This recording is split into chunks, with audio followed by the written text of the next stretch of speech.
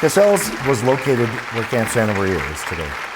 And let's see, since 1872, it's either been Cassells or Santa Maria. Just a couple people I want to recognize so you know that they're here tonight. A bunch of my family members are here tonight, including my two daughters. They're going to learn something. These people haven't heard this before either. Nobody's heard this presentation other than my older sister, so they're all going to learn something. And also I want to recognize Dave Gruber back there. Dave is the current superintendent at Santa Maria and knows some of this history as well. And for those of you who aren't aware or didn't read it, my family goes back to 1930 with Santa Maria. My great-grandfather was hired to convert the Cassells Resort into Camp Santa Maria. And then my grandfather and grandmother stayed on as the first caretakers, superintendents, until my grandfather's death in '65, and my grandmother lived there until '71. So I spent a lot of time there growing up.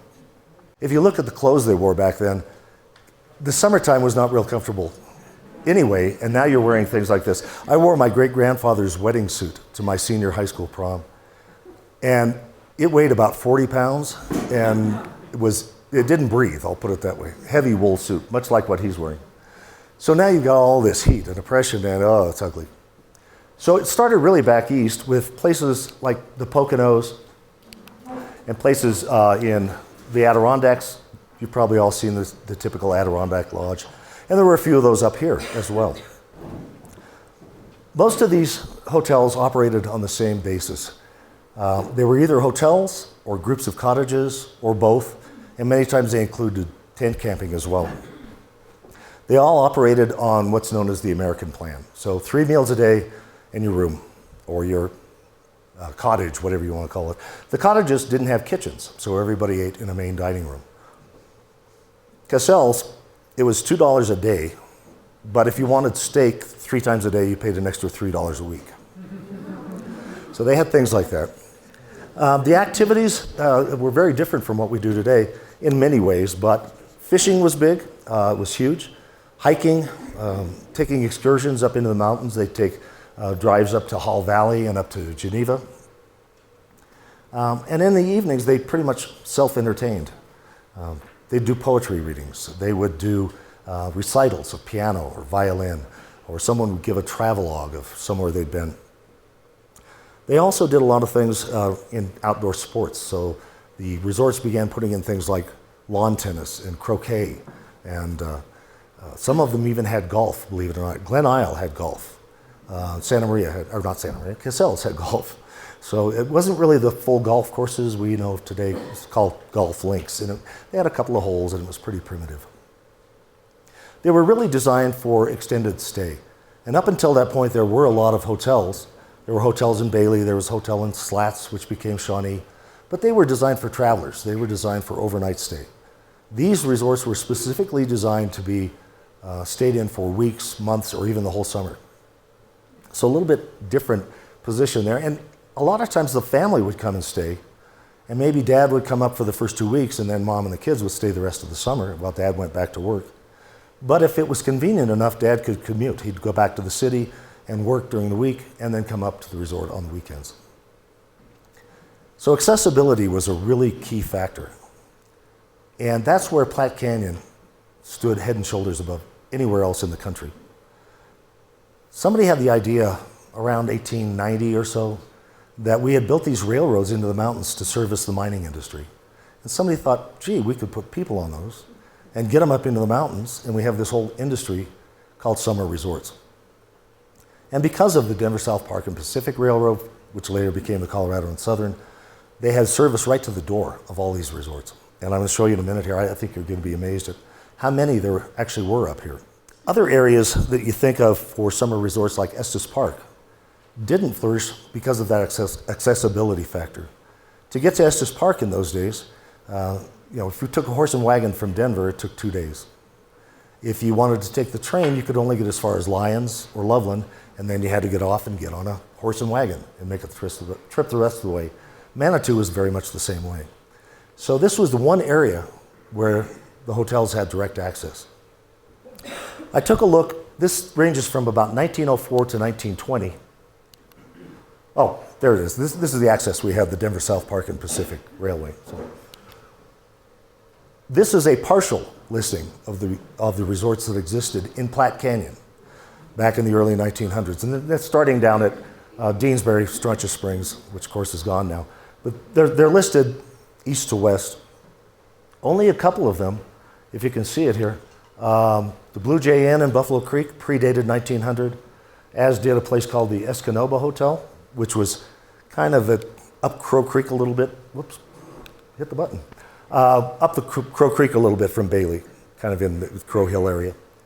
And then Cassells. And Cassells was always listed as the oldest and the largest and the grandest. And I think you'll see why as we go through this. There were other resorts that aren't on this list. For example, there was in the town of Slats, which I think some of you may know later became Shawnee after they moved up the road. A man named William Price, who kind of built that town, in 1888 decided to build a 20-room summer resort. But about 12 years later, the railroad built a big lodge in Shawnee and wiped him out. So some of those aren't on there. That Escanaba Lodge later became what was called the Mount Vernon Hotel, and it was run by the Fitzsimmons family. So when I started looking at Cassells, we heard all these stories growing up, but there was very little information. One of the key things that everybody said was David Cassell homesteaded Cassells. And that was kind of the legend, and that was given. When I was doing some genealogy research, looking at land records, I thought it'd be nice to look at his land record. And I found out that he didn't homestead the place. He bought it from someone else. And it took a long time to find out who he had bought it from. And it just was serendipity. Somebody showed up at Santa Maria one day and said, "Yeah, this is where my family first settled."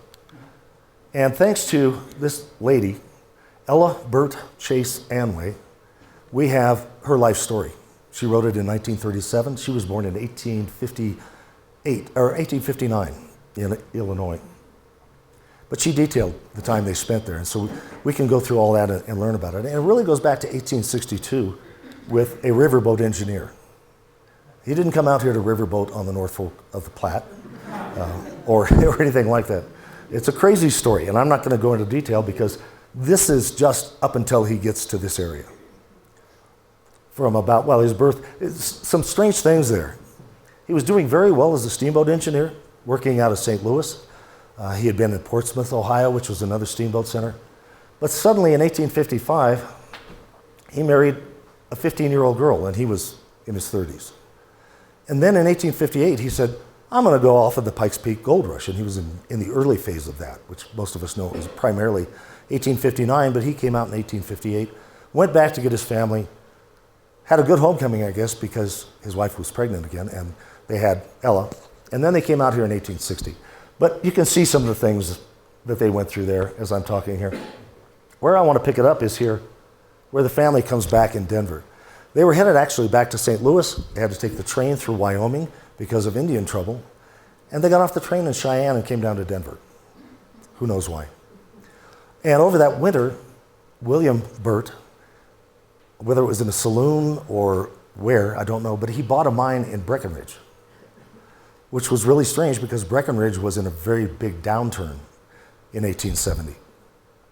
The early mining had panned out, pun intended, and it would be another decade before dredge mining really made Breckenridge a success. So when he was up there, they made their way up to Breckenridge. The population of the census in 1870 was 51 people, and his family were 6 of them. So you can see how bad that was. Well, while they were in Breckenridge, they were preparing for the trip to Breckenridge. Normally you put together kind of a traveling party. So they hooked up with a couple of young men in Denver. One was a carpenter. His name was Frank Sylvester. And the other one was a tall, lanky guy that had been out in Colorado for a couple of years, primarily up in the South Park area. And his name was Dave Cassell, Cassell, but he pronounced it Castle. And I'll get into why in just a minute here. So they made the trip with them to kind of help the family get over the pass. They went out, left Denver on April 30th, had to go up to Hamilton, which anybody know where Hamilton is? North of Como. It was a mining town up there. And they had to wait a month there until the pass cleared enough for them to cross.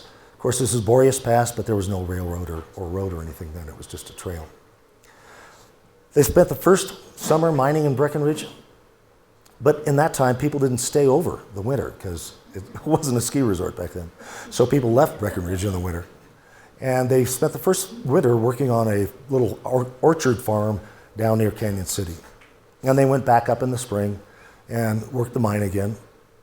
And then they were contacted by one of the Prussian grocers. There were these three guys from Prussia that ran the grocery in Breckenridge. One of them was named Klaus Bunz, B-U-E-N-Z, and he later became a pretty well-known character in Park County. But he had just bought a place called the King Ranch, and he needed somebody to go take care of it over the winter. And this is where the King Ranch, which became the Klaus Bunz Ranch, was. Anybody recognize that? Probably a bunch of you drove right by there on your way here tonight. Right off 285, across from Will-O-Wisp, the Rimrock area, and that old barn that sits right there and there was actually the original barn. And they've done some remodeling of the house. They got back to the original log cabin, which was buried in the walls, and it has arrowheads in it. So it's been there a long time. So remember that when you're there. Now, when they were there, they did a lot of hunting and trapping and fishing and exploring. William, his son Edward, and David Cassells would go traipsing off as far as what now is the Mount Evans Wilderness and just explore the land, did a lot of hunting, and they became very well known as hunting guides. People would actually seek them out when they wanted to come hunting up here. And on one of these trips, they stopped in an area that was right on the public road. So people passed through there all the time. The stagecoach went through there a couple of times a day. It was on the old Bradford Road. But nobody ever stopped there and thought about it, I guess. They passed through. They camped there one night, and the next morning, I think, he decided, I want to settle here. Nobody had claimed the land. It was still unsurveyed land. And this is an idea of what it looked like. This is an 1894 photo of what is now Santa Maria. This is that meadow that's right down below the highway. In the distance, you can see that white building is one of the Cassells hotels that was built later. But at that time, of course, there was nothing there. But it had beautiful meadows, had the stream running right through it. The North Fork of the South Platte runs right through the middle of it. It had water at both ends, creeks coming in. A beautiful flat area you can kind of see in the middle there that was perfect for irrigated farming. And then most of all, it had this beautiful grove of pine trees that was really attractive, and people loved falling into those things. So Mr. Burt filed a preemption claim, which is very similar to a homestead claim, except that it's on unsurveyed land. It's the kind where it says, start at my house and go 150 yards east to a stick and a rock and turn left. So that was the original claim. And he moved his family up there, built a 3-room cabin. Dave Cassells went with them. He'd been kind of a part of the family. And he actually filed his own preemption claim a mile downriver at what is now Belford Mountain Heights, if anybody is familiar with Belford. That's the Bell in that is our family name, by the way. But I just found that out recently, that that's where his claim was. So they spent the next couple of years there, had a great time, no school for the kids, so they loved it. They weren't exactly isolated because even though they didn't have neighbors, the closest were the Hepburns, who had a Long Meadow Ranch and also had a ranch up in Grant. The stagecoach went past twice a day. They had freighters and travelers coming through and staying with them overnight. And then they even had people coming in on hunting trips, like some of the English lords, Lord Dunraven and others came and stayed with them and engaged the Burts and Dave Cassells as hunting guides. You may have heard the story about, or that Elizabeth Intrican tells about Chief Colero of the Ute Indians begging for biscuits. Ella tells the same story, almost the same way. The Ute Indians traveled twice a year in their annual migration to South Park and the Blue River area to their hunting grounds, and then they would go back down to the Ken Carroll area for winter.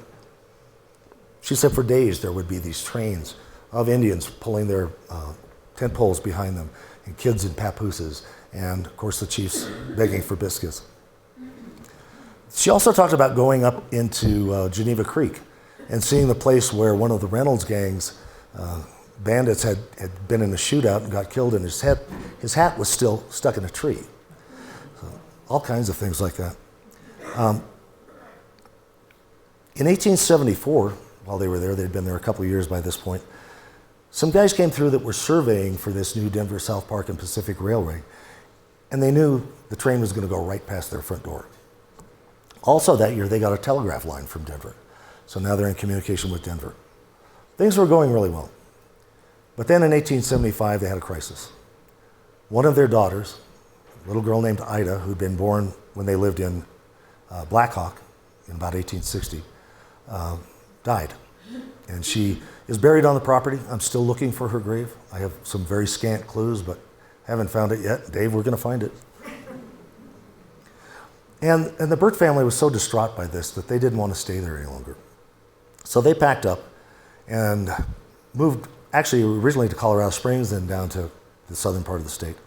And they sold that land, that 160 acres, to David Cassells, or Cassell. I'm going to start calling him David Cassell, for $300 and a good team.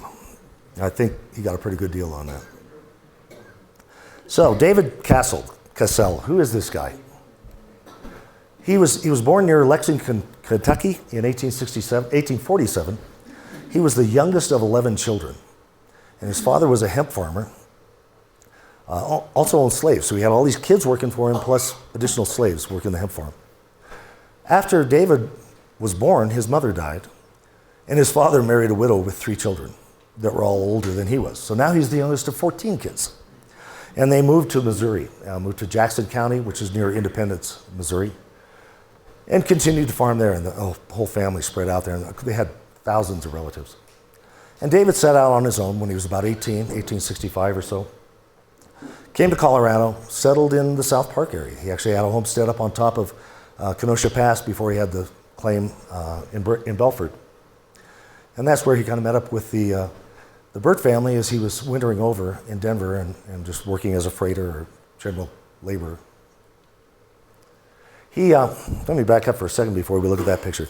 He was apparently very tall, lanky guy, great sense of humor. He was from Missouri, Kentucky, had the drawl and the weird sense of humor. A couple of things, Jess Fitzsimmons used to tell a story about how he asked a guy to ride one of his horses one day, give him some exercise. The guy said, well, he doesn't buck, does he? And Dave said, no, he's never bucked. Well, the guy got on and just immediately got thrown off and beat up. The guy came back and said, I thought you told me you didn't buck. He said, well, nobody's ever ridden me before.